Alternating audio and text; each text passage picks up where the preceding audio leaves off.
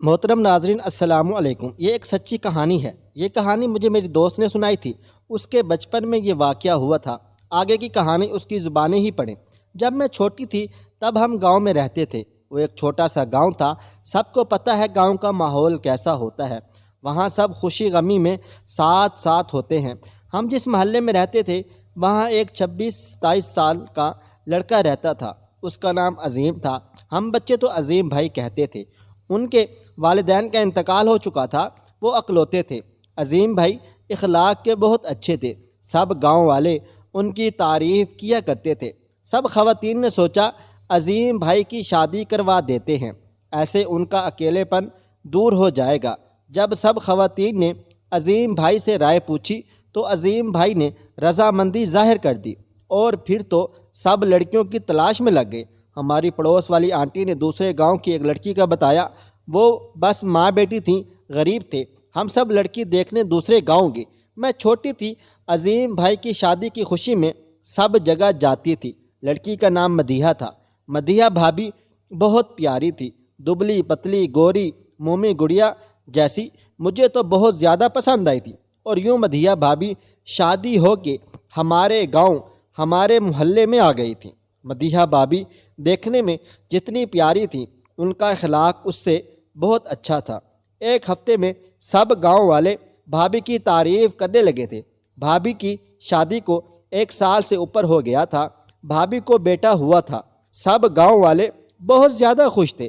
سب نے بھابھی کا بہت خیال رکھا۔ عظیم بھائی اور بھابھی تو بہت زیادہ خوش تھے۔ کچھ دنوں سے بھابھی اداس تھی۔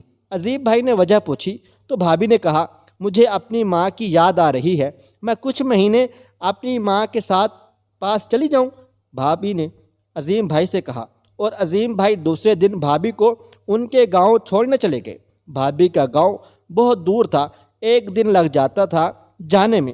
بھائی بھابھی کو چھوڑ کے 1-2 دن وہیں رک گئے اور پھر واپس آ گئے۔ بھابھی کی امی بہت زیادہ خوش ہوئی اور نواسے سے مل کے۔ جون کا مہینہ تھا۔ بھابھی کی امی کھیتوں میں کام کاج کیا کرتی تھی۔ بھابھی کے گھر میں صحن میں نیم کا ایک بہت بڑا درخت تھا۔ میں کھیت میں کام کرنے جا رہی ہوں، تم درخت کے نیچے نہیں جانا، بھوک لگے تو کھانا کھا لینا، بھابھی کی امی نے بھابھی سے کہا۔ بھابھی کی امی بچپن ہی سے بھابھی کو پیڑ کے نیچے جانے نہیں دیتی تھی۔ وجہ پوچھو تو کہتی وہاں اثرات ہیں۔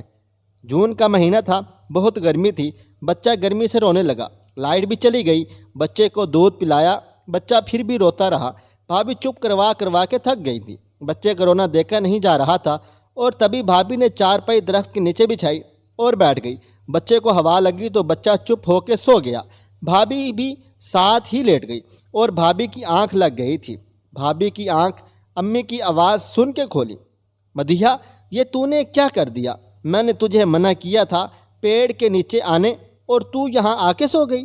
امی نے پریشان ہو کے کہا، ارے امی دیکھو کچھ نہیں ہوا، تم ایسے ہی وہم کرتی تھی، اتنی ہوا تھی، بہت اچھی نیند آئی ہے۔ بھابھی نے اٹھتے ہوئے کہا، اللہ کرے سب ٹھیک ہی ہو۔ بھابھی کی امی نے کہا، اور وہ بچے کو لے کر اندر آ گئی۔ رات میں دونوں ماں بیٹی نے کھانا کھایا اور سو گئی۔ تبھی کسی کی چیخ سے ماں کی آنکھ کھلی تو دیکھا مدیحہ بھابھی چارپائی پر منہ نیچے کر کے بیٹھی ہے۔ کیا ہوا مدیحہ، ایسے کیوں بیٹھی ہے، اور یہ بچے کو کیا ہوا؟ ماں نے کہتے ہوئے بچے کو اٹھایا۔ بچہ بے جان تھا۔ ماں دھک سے رہ گئی۔ بچہ مر چکا تھا۔ جس بات کا ڈر تھا وہی ہوا، میں اس لیے تمہیں منع کیا کرتی تھی، ماں نے روتے ہوئے کہا۔ بھابھی تو بہت زیادہ صدمے میں تھی۔ ماں نے رات ہی کو داماد عظیم بھائی کو اطلاع بھیج دی اور کہا بچے کی طبیعت خراب ہو گئی تھی، ہسپتال جاتے تک بچہ مر گیا، اور بھابھی سے بھی یہی بولنے کو کہا، سچ نہیں بتایا۔ رات ہی کو بچے کو ماں نے غسل دے دیا۔ جب غسل دے رہی تھی تب دیکھا بچے کے گلے پر انگلیوں کے نشانات تھے، جیسے کسی نے گلا دبایا ہو۔ ماں نے داماد کے آنے تک بچے کو کفن پہنا دیا۔ داماد کے آنے کے بعد بچے کو دفنانے لے گئے۔ کفن دفن سے فارغ ہو کے بھائی کچھ دن وہیں رک گئے۔ بھابھی بالکل خاموش تھی۔ کچھ دنوں بعد بھائی بھابھی کو لے کر واپس آ گئے۔ واپس آنے کے بعد بھابھی خاموش رہتی، کسی سے بات چیت نہیں کرتی تھی۔ سب گاؤں والے بھابھی کی دلجوئی میں لگے رہتے تھے۔ سب کہتے تھے بچے کا صدمہ لے لیا ہے۔ ہم بھی بچے جاتے بھابھی کے پاس پر وہ ایک ہی جگہ بیٹھی رہتی، ہم سے بھی بات چیت نہیں کیا کرتی تھی۔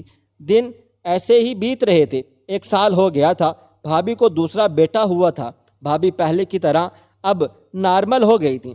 سب گاؤں والے شکر کرنے لگے۔ بھابھی بچے کا بہت زیادہ خیال رکھتی۔ اب تو وہ اپنی ماں کے گھر بھی نہیں جاتی تھی۔ 2 سال بعد بھابھی کو تیسرا بیٹا ہوا۔ سب بہت زیادہ خوش تھے۔ اس عرصے میں بھابھی کی ماں کا انتقال ہو گیا۔ بھابھی دونوں بچوں کا بہت خیال رکھتی، 1 منٹ بھی دونوں کو دور جانے نہیں دیتی۔ پھر 1 سال بعد بھابھی کی بیٹی پیدا ہوئی۔ عظیم بھائی تو خوشی سے پھولے نہیں سماتے تھے۔ سب کچھ ٹھیک ٹھاک چل رہا تھا، سب بہت زیادہ خوش تھے۔ بیٹی 1.25 مہینے کی ہو گئی۔ ایک رات سب نے کھانا کھایا، بھابھی نے بیٹی کو دودھ پلایا اور سلا دیا، خود بھی سو گئی۔ صبح ہوئی تو دیکھا بیٹی مردہ پڑی ہوئی تھی۔ بھابھی تو دیکھتے ہی سکتے میں چلی گئی۔ عظیم بھائی بھی بہت زیادہ غم زدہ تھے۔ گاؤں والوں ہی سب کچھ سنبھال رہے تھے۔ کچھ خواتین بچی کو غسل دینے لگیں تو دیکھا بچی کے گلے پر انگلیوں کے نشانات تھے، جسے گلا دبا کے مارا گیا ہو۔ کسی نے اس بات کا ذکر نہیں کیا اور کفن دفن ہو گیا۔ بھابھی کی حالت بہت خراب ہو گئی تھی۔ ان کو دورے پڑنے لگے تھے، کبھی رونے لگتی اور کبھی ہنستی اور کبھی کہتی میں نے اپنے بچوں کو مار دیا۔ عظیم بھائی دماغ کے ڈاکٹر کے پاس لے گئے۔ ڈاکٹر صاحب نے دوا دی، دوا کھا کے بھابھی سوتی رہتی اور جب اٹھتی تو پھر دورے پڑنے لگتے۔ دوسرے گاؤں کے ڈاکٹر کو دکھایا، اس نے دوا دی، وہ کھا کے بھی بھابھی ٹھیک نہیں ہوئی۔ 1 مہینہ بھابھی کو یہاں وہاں لے کر جاتے رہے علاج کے لیے، پر کوئی خاص فائدہ نہ ہوا۔ اب تو بھابھی بنا دوپٹے کے ہی باہر نکل جاتی اور گلی میں سب کو کہتی میں نے اپنے بچوں کو مارا ہے، بس یہی کہتی رہتی، اپنا کچھ ہوش نہیں تھا۔ بھابھی کو بچے بھی عظیم بھائی سنبھالتے تھے۔ جو خواتین بچی کو غسل دینے گئی تھی وہ سب کو بتانے لگی کہ بچی کے گلے پر انگلیوں کے نشانات تھے۔ سب سچ سمجھنے لگے کہ شاید بھابھی نے ہی اپنے بچوں کو مار دیا ہے۔ سب نے عظیم بھائی سے بات کی۔ بھابھی کا ٹھیک ہونا مشکل تھا اور عظیم بھائی مجبور ہو کے بھابھی کو پاگل خانے چھوڑے۔ بچوں کا عظیم بھائی ہی خیال رکھتے تھے، کھانا بنا کے رکھ دیتے اور کام پر چلے جاتے۔ بچے اسکول سے آ کے کھانا کھا لیتے اور سارا دن باہر کھیلتے رہتے۔ بھائی رات کو باہر سے ہی کھانا لے آتے، یہ کبھی گاؤں والے ہی کھانا لے کر جا دیتے تھے۔ دن ایسے ہی گزر رہے تھے۔ 6 مہینے بعد عظیم بھائی پاگل خانے جا کے بھابھی کو واپس لے آئے۔ جب ہم بھابھی سے ملنے گئے تو دیکھا بھابھی کے اتنے بڑے اور خوبصورت بال کاٹ دیے گئے تھے۔ پاگل خانے والوں نے اتنے چھوٹے بال کر دیے تھے کان تک۔ بھابھی اتنی زیادہ کمزور ہو گئی تھی، رنگ بھی سانولا ہو گیا تھا، وہ بس ایک جگہ خاموش بیٹھی رہتی۔ 1-2 دن بعد ایک نیا انکشاف ہوا۔ بھابھی سگریٹ پینے لگی تھی۔ پورے دن کمرے میں بیٹھی سگریٹ پیتی رہتی، نہ کھانا کھاتی نہ پانی پیتی، بس سگریٹ ہی پیتی رہتی تھی۔ پورے کمرے میں سگریٹ کے ڈبے پڑے رہتے تھے۔ کبھی بھوک لگتی تو کھانا کھا لیتی تھی۔ سگریٹ پینے کی وجہ سے بھابھی کے ہونٹ اور دانت کالے سیاہ ہو چکے تھے۔ بھابھی نہ بچوں کی طرف دیکھتی نہ بات کرتی تھی۔ جب عظیم بھائی نے دیکھا بھابھی ٹھیک نہیں ہو رہی، بھائی دوبارہ بھابھی کو پاگل خانے میں چھوڑ آئے تھے۔ وقت کا کام ہے گزرنا، چاہے جیسا بھی وقت ہو گزر ہی جاتا ہے۔ اب تو بھائی کے بچے بھی بڑے ہو گئے تھے اور کام پر جانے لگے تھے۔ 3 سال بعد بھائی پھر بھابھی کو واپس لے آئے تھے۔ بھابھی کے بالوں میں سفیدی آ گئی تھی۔ واپس آنے کے بعد بھابھی اپنے بچوں اور عظیم بھائی سے کہتی مجھے اکیلا چھوڑ کے نہیں جاؤ، مجھے اکیلا نہیں چھوڑو۔ پر بھائی اور بچے بھابھی کو گھر میں چھوڑ کے کام کرنے چلے جاتے تھے۔ ایک دن تو بھابھی بھائی کے کام والی جگہ پہنچ گئی اور بھائی کا ہاتھ پکڑ لیا، مجھے اکیلا نہیں چھوڑو، مجھے اکیلا نہیں چھوڑو۔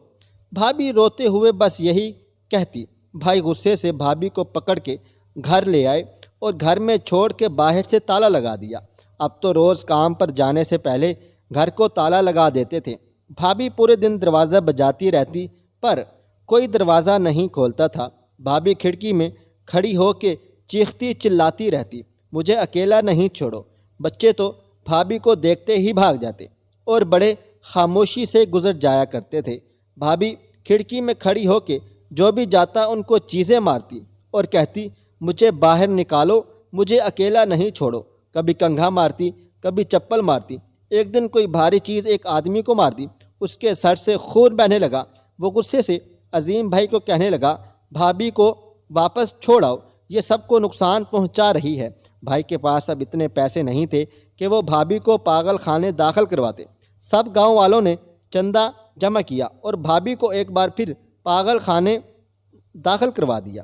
3 مہینے بعد بھائی کے پاس فون آیا، پاگل خانے سے آپ اپنے پیشنٹ کو گھر لے جائیں، یہ اب ٹھیک نہیں ہو سکتی۔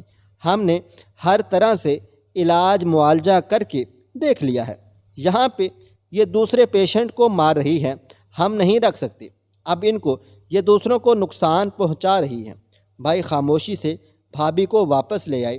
بھابھی اب چپ چاپ رہتی، صبح ہوتے ہی گھر کے باہر چبوترے کے آگے لیٹ جاتی اور سارا دن باہر ہی لیٹی رہتی، رات کو گھر چلی جاتی اور پھر باہر چبوترے پر آ کر دوبارہ لیٹ جاتی۔ بھائی بھابھی بڈھے ہو گئے تھے، بچے جوان ہو گئے تھے، وقت بدل گیا تھا۔ گلی کے کونے پر گاؤں کے آدمی نے پان کی دکان کھول لی تھی۔ ایک دن پان کھانے ایک بزرگ آئے۔ وہ بزرگ نے دیکھا ایک عورت مدیحہ بھابھی چبوترے پر لیٹی ہوئی ہے۔ انہوں نے پان والے سے پوچھا، یہ کون عورت ہے جو ایسے باہر چبوترے پر لیٹی ہے؟ بزرگ نے پان والے سے پوچھا۔ پان والے نے مختصر کہانی سنا دی اور کہا، یہ پاگل ہو گئی ہے، اس نے اپنے بچوں کو بھی مار دیا ہے۔ یہ سنتے ہی بزرگ غصے میں آ گئے اور کہا، وہ پاگل نہیں ہے اور نہ ہی اس نے اپنے بچوں کو مارا ہے، وہ اتنی اذیت میں ہے اور سب باتیں بنا رہے ہیں۔ یہ سب سنتے ہی پان والا سمجھ گیا یہ کوئی پہنچے ہوئے بزرگ ہیں اور وہ بھاگ کے عظیم بھائی کو بولا لایا۔ بزرگ کو کرسی دی، احترام سے بٹھایا۔ وہ بزرگ عظیم بھائی سے پوچھنے لگے، یہ تمہاری کون ہے؟ میری بیوی ہے۔ عظیم بھائی نے کہا، جب تم نے اپنی بیوی کا علاج کرایا اور کوئی فرق نہیں پڑا تو کسی اللہ والے کے پاس لے جاتے بچی کو، اس بچے کی ساری زندگی تباہ و برباد ہو گئی۔ وہ پاگل نہیں ہے، اس کے اندر چڑیل آ گئی ہے جو بہت سالوں سے اس کے اندر رہ رہی ہے۔ اگر صحیح وقت پر اسے اللہ کے ولی کے پاس لے جاتے اب تک یہ بچی بالکل ٹھیک ٹھاک ہو جاتی۔ بابا آپ کچھ کریں، میری بیوی کو ٹھیک کر دیں۔ یہ سب کیسے ہوا؟ وہ چڑیل کہاں سے آئی؟ عظیم بھائی نے بابا سے پوچھا۔ تمہاری بیوی کسی درخت کے نیچے سوئی تھی، وہیں سے چڑیل اس کے جسم میں آ گئی۔ اب کچھ نہیں ہو سکتا، اس بدبخت چڑیل نے اس لڑکی کی زندگی برباد کر دی اور تمہارے بچوں کو بھی اس چڑیل نے گلا دبا کے مار دیا۔ تمہارے 2 بچوں کی قسمت اچھی تھی، یہ ان کی زندگی لکھی ہوئی تھی، اس لیے وہ بچ گئے ہیں۔ بزرگ نے کہا، بابا آپ بچا لیں میری بیوی کو۔ عظیم بھائی نے روتے ہوئے کہا، اب کچھ نہیں ہو سکتا، اس چڑیل نے بچی کے پیٹ میں پورا گھر بنا لیا ہے۔ اگر پہلے ہی علاج کرواتے تو اب تک یہ بالکل ٹھیک ٹھاک ہو جاتی، پر اب وہ چڑیل بچی کے مرنے کے بعد ہی جائے گی۔ بزرگ نے افسوس کرتے ہوئے کہا۔ عظیم بھائی زاروں قطار رونے لگے اور بار بار بزرگ سے کہنے لگے، آپ کچھ کریں، میں یہ کوئی کچھ نہیں کر سکتا، وہ چڑیل بہت زیادہ طاقتور ہو گئی ہے، اگر ہم نے کچھ کیا تو وہ بچی کو مار دے گی۔ میں ایک تعویذ دے رہا ہوں، جب بچی سو رہی ہو تو اس کے گلے میں ڈال دینا، اور میں کچھ نہیں کر سکتا۔ وہ بزرگ تعویذ دیتے ہوئے کہنے لگے اور چلے گئے۔ عظیم بھائی نے اپنے بچوں کو بتایا اور رات کو جب بھابھی سو رہی تھی، سردی کی رات تھی، صحن میں آگ جلائی ہوئی تھی، بڑا بیٹا بھابھی کے گلے میں تعویذ ڈالنے لگا۔ بھابھی نے بیٹے کے ہاتھ پر زور سے لات ماری، تعویذ اڑ کے آگ میں چلا گیا اور تعویذ جل گیا۔ عظیم بھائی نے اس بزرگ کو بہت زیادہ ڈھونڈا پر وہ نہیں ملے۔ ایک تعویذ سے امید تھی بھابھی ٹھیک ہو جاتی، پر اب وہ تعویذ بھی جل گیا۔ بھابھی ابھی تک زندہ ہے۔ ہم شہر میں شفٹ ہو گئے تھے، پر ہم جب بھی گاؤں جاتے ہیں بھابھی ویسے ہی باہر چبوترے پر لیٹی رہتی ہیں، ان کو دیکھ کے بہت رونا آتا ہے۔ ایک غلطی سے بھابھی کی زندگی تباہ و برباد ہوگی۔ میری آپ سب سے گزارش ہے، جب بڑے کوئی بات سے منع کریں تو وہ کام نہیں کرنا چاہیے، بڑوں کی باتوں پر عمل کرنا چاہیے۔ اگر بھابھی اپنی ماں کی بات مان کر درخت کے نیچے نہیں جاتی تو آج وہ ٹھیک ٹھاک ہوتی۔ آپ دوست احباب اس کہانی کے بارے میں کیا کہتے ہیں؟ اپنی قیمتی رائے کا اظہار کمنٹ باکس میں ضرور دیجیے گا۔ خواہش صرف اتنی ہے کہ کچھ الفاظ لکھوں جس سے کوئی گمراہی کے راستے پہ جاتے جاتے رک جائے اور نہ بھی رکے تو سوچ میں ضرور پڑ جائے۔ محترم ناظرین، امید کرتے ہیں کہ ہماری آج کی ویڈیو آپ کو پسند آئی ہوگی۔ اس ویڈیو کو لائک کریں، شیئر کریں اپنے دوستوں کے ساتھ، اور مجھے آپ اگلی ویڈیو تک اجازت دیں۔ اللہ حافظ۔